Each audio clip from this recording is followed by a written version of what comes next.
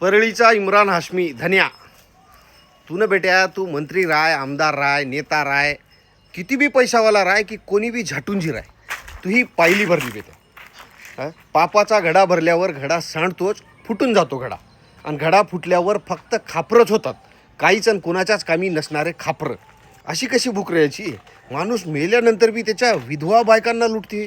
हा डबच भावांनो, एक नागपूरची ब्राह्मण समाजाची विधवा महिला, जिचा नवरा पोलीसमध्ये होता, तो तिचा नवरा ह्या लबाड राजकारण्यांचा बळी ठरला होता. त्याची नोकरी गेली, पगार बंद झाला, त्याचं कुटुंब पूर्ण उघड्यावर पडलं. म्हणून या बाईचा नवरा मंत्रालयात चक्रा मारू लागला. चक्रा मारू मारू एक दिवस की नाही मरून गेला. त्याची बायको मोठ्या आशेनं ह्या खरकट्याकडे गेली. खरकट्या म्हणजे धन्याकडे गेली. तिला वाटलं की बा न्याय मिळेल, नवऱ्याचे मेहनतीचे पैसे आपल्याला भेटल, त्यातून आपला प्रपंच भागल. पण नाही, खरकट्यानं कैलास फड आणि त्याच्या पोट्ट्याला वसुलीला ठेवला आहे. हे दोघं बापलेक म्हणजे वाल्मिक कराडसारखे वसुलीचे एजंट. असे एजंट भक्कम पोसून ठेवलेत म्हणते ढेकणानं. ढेकून म्हणजे धन्या.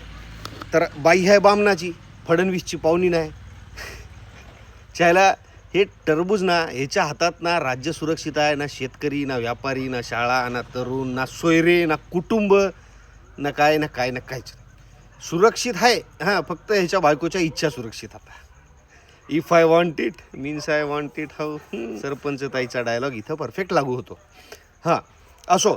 तर बाई आहे बामणाची, फडणवीसची सोयरी नाही, विधवा आहे, वरून म्हातारी आहे. तिला 18 लाखानं गंडा घातला. कोणी? फडणवीसच्या दोस्तानं. बिचाऱ्या बाईनं सोनं नाणं सगळं मोडमाड करून, उधाऱ्या पाधाऱ्या करून, घरातले तांदळाच्या डब्यातले म्हणजे घरातलं सगळं साफसूफ करून ह्याला पैसे दिले. ह्यानं मागितले म्हणून दिले. उलट म्हातारीचं काम पण केलं नाही यानं. आणि ह्या काकू बरेच दिवस झाले काम झालं नाही म्हणून पैसे मागायला गेल्या, तर हिच्याच गाडीत गोळ्या घालतो म्हणे, निघ म्हणे. हे दोघं बापलेक तुझ्यासारखे कैक जण पुरून टाकले म्हणे. म्हणजे हे प्रकरण पाहून मला आठवलं की ते धससाहेब म्हणाले होते की ह्या आक्याला म्हणजे या मेंग्याला रोज 1-2 कोटी कमवल्याशिवाय झोप येत नव्हती म्हणते. मेंग्या म्हणजे धन्या. हां, आणि म्हणून हे नार्को टेस्टला घाबरते, आहे की नाही? आता सांगा, राज्यात इतके नेते आहे, आमदार आहे, खासदार आहे, मंत्री आहे, हुशार लोक आहे, श्रीमंत लोक आहे, समाजसेवक आहे, लाखो लोक आहेत, पोलीस आहे, वकील आहे, कोर्ट आहे. पण ह्या काकू कोणाकडे आल्या? संघर्ष योद्धा मनोजदादा जरांगे पाटलांकडे. का का आल्या? कसं काय? का का आहे त्या माणसाकडं? कोणतं पद आहे का? पैसा आहे का? ते राजकारणी आहेत का? ह्यापैकी काहीच नाही भावानं. या माणसाकडं फक्त एक गोष्ट आहे, ती म्हणजे माणुसकी आहे, इमानदारी आहे आणि जनशक्ती आहे. जेव्हा स्वतःवर अडचण येते ना, जेव्हा आपल्यावर प्रसंग येतो ना वैयक्तिक, तेव्हा असा माणूस लागतो आपल्याला, बाकी संबंध नाही. म्हणूनच ज्ञानेश्वरी मुंडे असेल, करुणा मुंडे असेल की ह्या नागपूरकर ताई, जेव्हा जातीतले बेईमान झाले ना, जीवावर उठले ना, तेव्हा धावून येणारा एक मराठाचा आहे. ज्याला लाभार्थी थोडी जातीवादी म्हणते ना, अरे अख्खं सरकार जातीवादी ज्याला म्हणते ना, करोडो रुपये खर्च करून माणूस बदनाम होत नाही. म्हणून आता दादांच्या जीवावर उठले हे सगळे.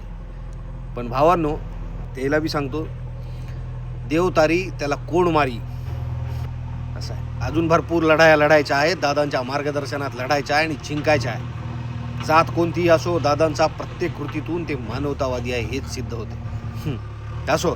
तर हां, लिंग पिसाट खरकट्या अशा भुरट्या भारट्यांना पैसे देऊन फितवण्यापेक्षा बँकॉकमध्ये एखादं घर घेऊन राहा. पहिल्या बायकोच्या हल्ल्यात जर तुझ्या गोट्या ढिल्ल्या पडल्या नसतील तर. भावांनो, हे जे नागपूरकर काकू आहे ना, जे मीडियामध्ये बोलत आहे, तुम्ही ते सगळे व्हिडिओ तिचं पूर्ण शब्द ऐकला असेल. हे प्रकरण एवढंच नाही आहे, विषय खूप खोल आहे. काकू हुशार आहे. हे विषय लय सविस्तर घेऊन येतो, पण दादा बोलल्याच्या नंतर. तोपर्यंत स्टे ट्यून. जय महाराष्ट्र. फॉलो त्रिशूल.